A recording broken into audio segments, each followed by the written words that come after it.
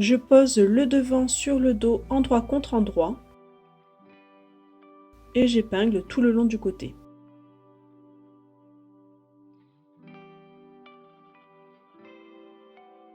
Je fais ma couture au point droit à 1 cm du bord.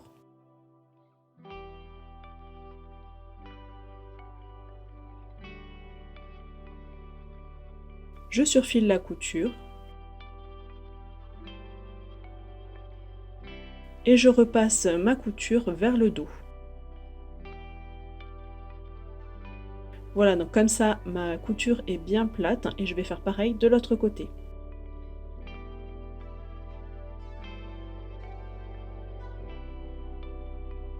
On va prendre l'élastique picot avec le côté pelucheux face à nous et les picots vers le bas et on va poser ça sur l'endroit de l'emmanchure.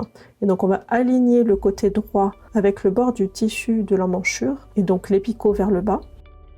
On laisse dépasser de quelques centimètres l'élastique au-delà de la chemise de nuit, donc ça va nous servir pour coudre les bretelles tout à l'heure. Pendant la couture de cet élastique-là, il ne faudra pas tendre l'élastique, il faudra vraiment le maintenir à plat. On peut l'étirer très légèrement au niveau de l'arrondi sous l'emmanchure. Donc il ne faudra pas du tout tendre cet élastique-là à ce niveau-là, parce que sinon ça va faire des fonces et ce ne sera pas joli. Donc je fais ma couture au point zigzag en visant le côté des picots.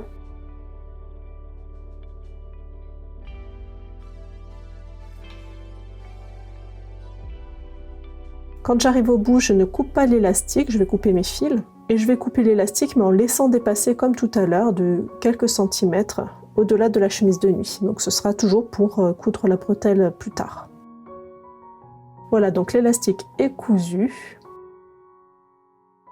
On va enlever un petit peu le surplus de tissu qui dépasse derrière l'élastique. Donc je découpe en faisant très attention à ne pas découper ni la couture ni l'élastique.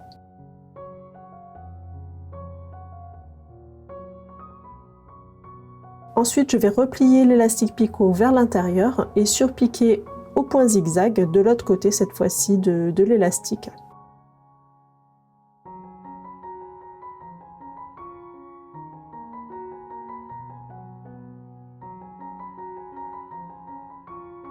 Et voilà, l'emmanchure à l'élastique picot est terminée.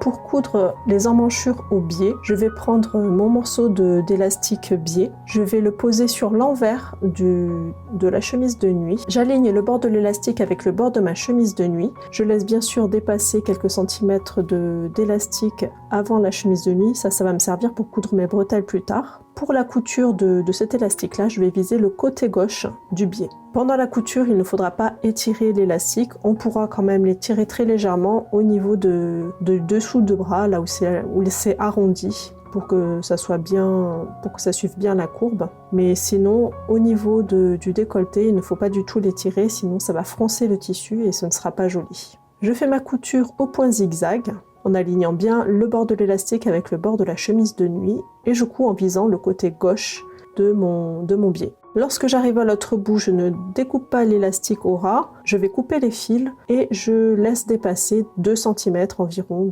d'élastique comme pour le devant tout à l'heure. Ça va nous servir pour coudre les bretelles. Je découpe tous les tissus qu'il y a en trop derrière. Donc je découpe au ras de la couture en faisant attention à ne pas la découper ni à couper l'élastique. Et ensuite, je vais replier le biais vers l'extérieur et je vais le coudre avec un zigzag le plus proche possible du bord. En commençant bien sûr tout en haut au niveau de la bretelle. Je fais ma couture au point zigzag en visant cette fois-ci le bord, vraiment complètement le bord du biais.